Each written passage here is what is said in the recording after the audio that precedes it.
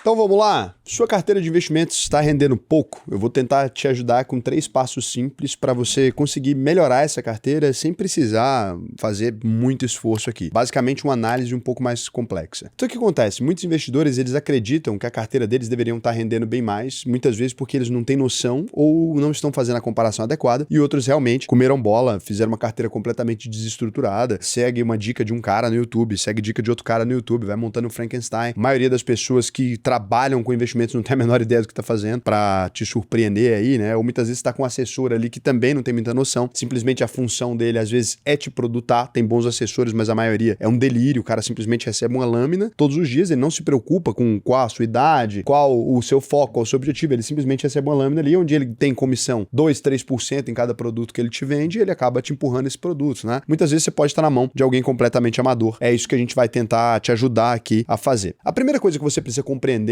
para entender se sua carteira tá boa ou não é o conceito de um benchmark. Então o que é isso, né? Ele é um padrão, ele é basicamente uma régua. Não tem como a gente dizer se você tá tendo uma rentabilidade boa ou ruim sem analisar um benchmark. Por quê? Vamos supor que no Brasil esse ano, todos os investidores que investem em renda fixa, eles estão ganhando 20% ao ano, né? Simplesmente com títulos pré-fixados ali, seria um cenário hipotético, mas é possível. E você tá com um rendimento de 15%. A única maneira da gente dizer se você está ou não performando acima ou abaixo é utilizando esse benchmark. Então, a gente chama a taxa Selic, que é a taxa básica de juros, do benchmark maior, assim. A gente usa o CDI, que é a mesma coisa, 0,10 abaixo. Então, a gente diz aqui que o CDI é o principal benchmark do país. Por quê? Porque se você está com alguma estratégia super complexa que não está rendendo nem o CDI, é ruim.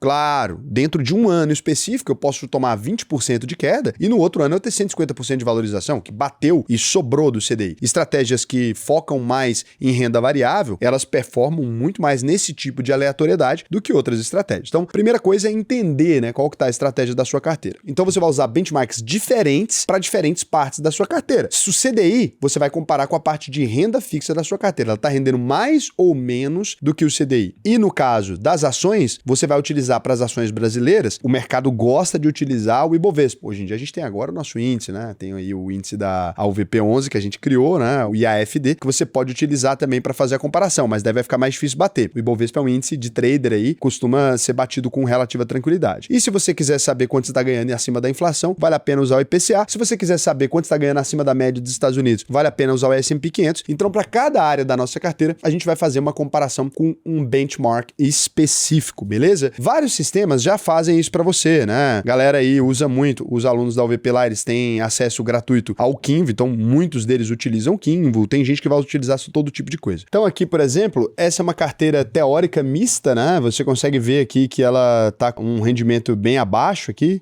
por exemplo, junho de 2025 ela rendeu 78% do CDI, e você consegue ver que no mês de maio, por exemplo, ela tinha tido 347% do CDI. O que significa, né? É uma carteira que, como ela tem diferentes ativos, ela acaba performando de maneira diferente, olha só. Ela tá aqui, 72% tá em ações, 7,78% em tesouro, daí a parte de FIs, que ela poderia ser comparável aqui com o IFIX, por exemplo. Então, quando a gente olha para essa carteira aqui, a gente precisa ficar atento muito mais, né, ao rendimento da classe de ativo principal dela, que é o Ibovespa. Aqui você consegue ver que o Ibovespa é o laranjado, né? 70% dessa carteira tá em ações. A gente precisa prestar muito mais atenção no Ibovespa que no CDI. Ok, ela tá performando aqui 24,34% nesse ano. Então ela tem o CDI performou 12, o Ibov performou 10,68. Essa carteira tá uma carteira muito acima da média. Se a gente quisesse fazer uma comparação mais justa, eu precisaria comparar não o relatório todo. Eu não posso comparar toda a minha carteira com o Ibovespa, por exemplo. A minha parte de renda fixa eu preciso estar ganhando necessariamente do CDI. Por quê? Porque é lá que está rendendo 15% ao ano agora. Então, para você ver, por exemplo, quando eu clico só em renda fixa aqui, a gente consegue observar um cenário um pouco diferente, olha só. Naquela comparação anterior dessa carteira teórica, ela está indo muito bem, porque você pega a rentabilidade dela como um todo e você observa e fala, caramba, Raul, olha que carteira legal, né? Ela é uma carteira que está rendendo muito bem. É uma carteira teórica, apesar dela ser teórica, ela está com ativos reais ali colocados nela. Então, você percebe que na parte de ações, ela está performando muito acima da média. Mas quando a gente vai observar a parte de renda fixa, que é uma pequena parte dessa carteira, a gente percebe que ela performou 71% sobre o CDI, ou seja, performou abaixo do CDI. É uma carteira que na renda fixa, ela não está valendo a pena. Quem criou a carteira pensou muito mais na orientação de ações do que em renda fixa.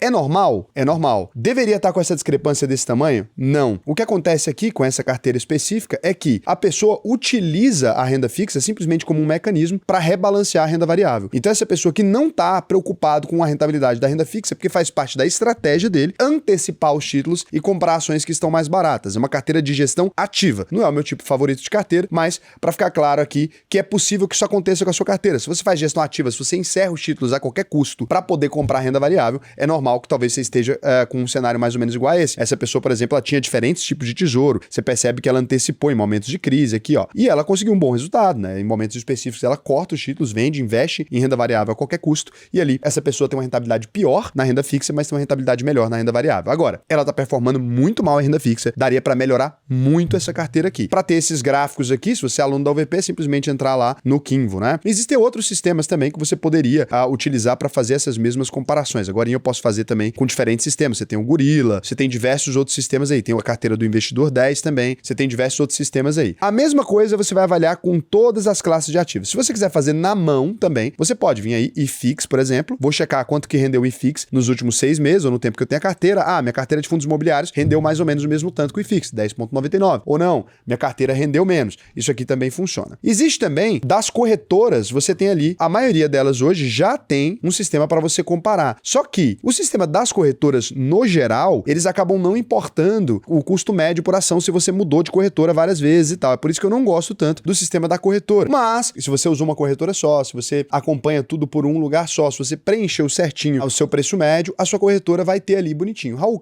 se eu nunca tiver mudado de corretora, vai dar certo? Vai dar certo, porque aí a da corretora vai estar, todos os seus ativos estão no mesmo lugar, vai estar tudo ali juntinho, né? Então, se você for lá, por exemplo, na sua plataforma, você vai encontrar provavelmente um gráfico muito parecido com esse, né? Você tem essa daqui é do BTG Pactual, que é onde eu tô deixando meus investimentos no momento. Essa é uma carteira que eu tenho lá. Essa carteira, majoritariamente, ela tem dinheiro em renda fixa, é a carteira que eu uso pro meu dia a dia, então, normalmente eu deixo muito dinheiro no tesouro aqui, porque eu posso precisar para as empresas ou para comprar alguma coisa mesmo. Normalmente eu deixo ela boa parte em renda fixa, tem uma parte de renda variável grande aqui, mas não é a maior parte. E aí você tem dois tipos de visão aqui. A primeira visão, a mais simples de todas, né? Você pode comparar o ano atual ou pode comparar desde o início. Aqui vamos comparar o ano atual, porque normalmente vocês devem ser investidores recentes, estão mais preocupados aí. Quem é investidor mais antigo compara desde o início, para você ter uma métrica mais realista, tá? Porque quando eu acabo de começar a investir, é normal ficar um pouquinho abaixo do mercado. Quando a minha carteira tá mais madura, é normal ela se destacar do mercado. Então você vai fazer o quê? Vai comparar aí a sua carteira, por exemplo, que é a carteira de modo geral. A carteira rendeu 10,26% ainda nesse ano, né? Se continuar nesse mesmo ritmo, vai render uns 20%.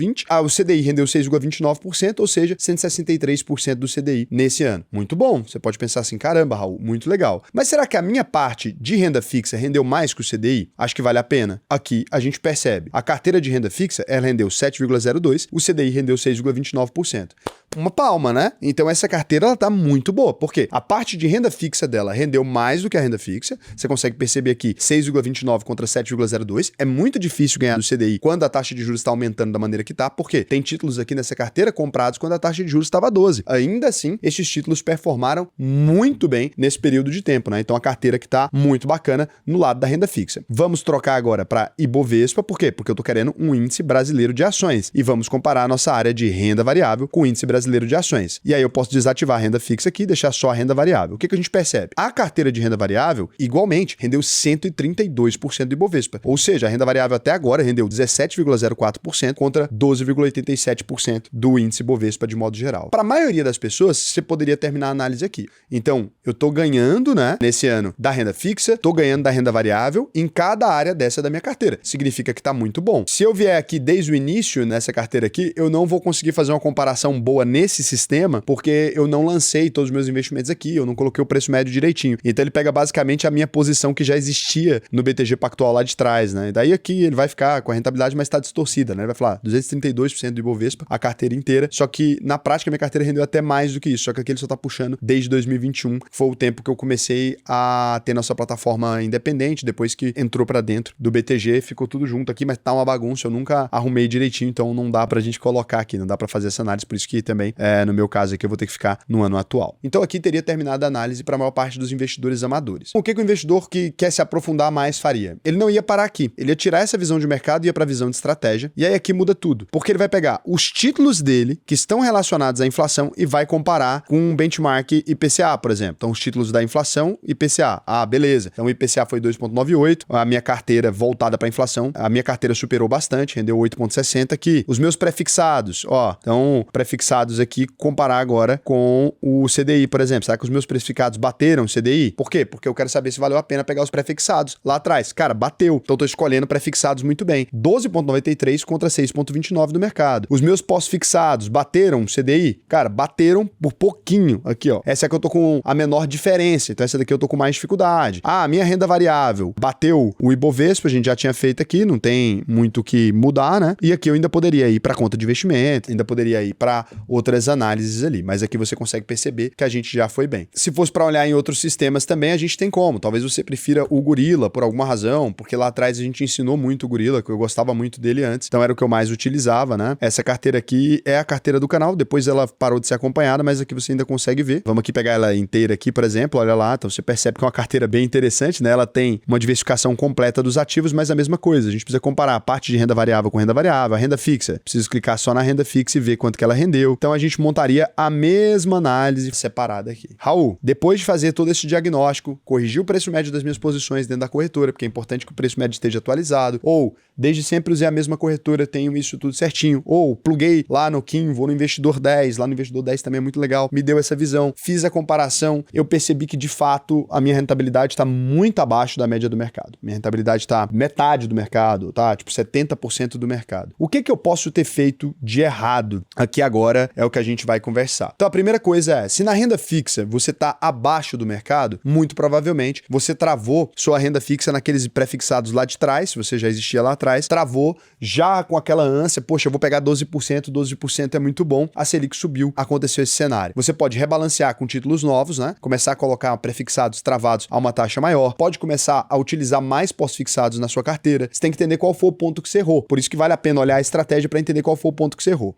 É normal, não é porque a renda fixa é ruim, simplesmente foi porque você errou ali esse momento específico, né? Então, na hora de colocar os títulos, você travou com a taxa de juros muito mais baixinha, ou você pegou aqueles investimentos de 110%, 115% do CDI lá atrás, aí hoje em dia já tem investimentos melhores, ou então você pegou esse pré-fixado, ou pegou um pós-fixado meio ruinzinho, né? Que não ia render tão legal. Então, isso aí pode fazer toda a diferença, vale a pena você analisar isso. Uma coisa que pode acontecer também é você olhar para sua carteira de ações e ela tá no caos. Olha, vou te dizer, o Ibovespa tá subindo muito. Não era para sua carteira de ações estar negativa nesse período agora. Se ela está negativa nesse período agora, pode ser que você pegou muita empresa da moda, pegou muita empresa esticada, normal, sem analisar os fundamentos adequadamente, saiu pegando ali qualquer coisa. Foca agora em pegar empresas mais sólidas, tende a ir mais para base, analise ali e coloca ativos que vão render mais de acordo com essa base ali. Eu poderia aqui falar do ETF, da UVP11 e tal, que, poxa, já pega ali boa parte da carteira de empresas sólidas, mas a função aqui não é fazer propaganda nem nada, mas se quiser dar uma olhada depois, talvez encaixe dentro da sua estratégia. Agora sim, se rendeu abaixo nesse período agora, vale a pena dar uma analisada. E aí, o ponto que eu vou trazer, 3 passos simples aqui. A maior parte dos valentões de bairro aí, que é a galera que entrou no mercado em 2023, 2022, eles ficaram muito influenciados porque o mercado financeiro é mais sexy do ponto de vista das ações. Considere colocar renda fixa na sua carteira em grandes quantidades, 40%, 50%. A renda fixa brasileira, historicamente, ela sempre pagou mais. A taxa de juros no Brasil se mantém alta. E aí algumas pessoas vão te dizer besteiras de injeção de moeda vai te prejudicar, sempre pode calcular a inflação. Eu fiz aqui um vídeo só sobre M1 e M2, refutando esse tipo de teoria idiota, não faz nexo. A maior parte dos grandes bancos brasileiros estão com dinheiro em renda fixa, daí ou você é mais esperto que o dono do Itaú, Bradesco, BTG, etc. Ou você é só um bobo que acha que sabe demais, né? É o efeito Dunning-Kruger, entrei há 2 anos no mercado, agora eu sei mais que todo mundo porque assisti 2 vídeos. Então toma cuidado, aloca uma parte maior na renda fixa. Tá pagando bem, pega aí título público, pega CDI, LCI, LCA, tudo pagando acima de 1% ao mês e com risco praticamente zero. Então vai fazer muito mais sentido deixar essa parte da sua carteira mais estável. Segundo passo, se você tá tomando ferro em ações, porque entrou em ações que estavam na moda, etc., investe agora nos bons ativos que caíram. Então vai aqui, ó, na hora de fazer análise, você tem diversos bons ativos que estão negociando muito abaixo, tá? Então aqui, por exemplo, quando você vai para olhar para BBAS3, ó, é estatal, mas tá 0,60 1,67. Significa o seguinte, que se você olhar o prêmio Decibazin, né, olha só, muito barato de acordo com a fórmula de Graham. Olha que loucura, preço atual 21, preço justo 52. Tá levando bons ativos quando você olha Graham, você tá levando bons ativos aqui, pagando quase nada por eles. E se você pegar a empresa com viabilidade boa, né, aqui é o sistema da analítica, tá? Mas eu não vou pegar tranqueira. Empresa lucrativa, ó, só as azulzinhas. Você vê aqui, ó, PL 6,30, PVP 0,46. Olha que loucura, né? Banco BMG também 0,47. Olha que loucura. Então você percebe aqui que bons ativos estão sendo negociados a múltiplos muito baixos. E isso aqui, cara, acende um alerta muito legal. Empresas com lucros consistentes, eu tô falando aqui. Principalmente os bancos, eles estão sendo negociados a múltiplos bem menores. Então vale a pena pegar agora, se você tem uma posição muito grande em renda fixa, por isso você ficou abaixo do mercado e tal, dá uma olhada, aproveita para colocar bons ativos. Passo 3 aqui. Se você investiu em uma empresa lá atrás, porque você, cara, foi influenciado por alguém, assistiu um vídeo de alguém te falando, Raul, muito legal, Casas Bahia, ou empresas lá de fora também, aqui tem todas, né? Então, histórico de receita e lucro, vamos pegar lá para os 10 anos, você dá uma olhada. Não tem lucro consistente, a empresa sempre tá com prejuízo, bilionário, eu acreditei no potencial de turnover e tal. Vou te dar uma dica. Já fez besteira? Para de colocar dinheiro em tranqueira. É porque, assim, muitas vezes a gente não quer assumir que errou. É muito difícil para alguém assumir que errou. Olha, Raul, fui lá, segui dica de youtuber, saí botando dinheiro em qualquer coisa que alguém dissesse para mim que fazia sentido. O pessoal falava para mim, vamos botar em Via Varejo, vamos colocar em ações desse grupo da Melius, porque isso, porque aquilo, daí agora eu vou colocar mais dinheiro, porque se a empresa cair, ela vai voltar, ou coloquei dinheiro em Oi, eu coloquei, entendeu? Essas tranqueiras todas, não faz mais isso. A chance de você nunca conseguir recuperar é muito maior se você ficar tentando recuperar. A mesma coisa com o viciado, né? Ele entra na mesa, daí ele aposta no Blackjack 100 mil, aí agora ele tem que apostar mais 100 mil porque tem chance de recuperar 100 mil. Aí deu errado, ele tem que apostar 200 mil pra ter chance de recuperar 200 mil. Esse cenário só vai te levar a perdas ainda maiores. Fez uma carteira de ações que não estava estruturada? Estuda melhor, aprende o que você errou, analisa os fundamentos e investe com dignidade, tá? Para de tentar acertar, vou fazer agora alguma coisa que vai me salvar. O que salva a carteira é uma análise sincera, compreender por que você está abaixo do mercado, quais ativos ruins que você colocou, talvez seja uma fase mais temporária, talvez seja um momento normal e pode voltar lá na frente depois. Se você quiser ajuda com isso, né? Porra, tô mal, entendi aqui que fiz várias besteiras, só vendo seus vídeos, já consegui chegar em algum lugar, fiz alguns investimentos, mas não tenho certeza da minha carteira. Eu te convido a entrar aí, alvp.com.br, conhece aí o que a gente ensina, verifica se é pra você, avalia se é isso que você quer, quando é que vai começar a próxima turma? Essa próxima turma aqui começa em 6 horas, né?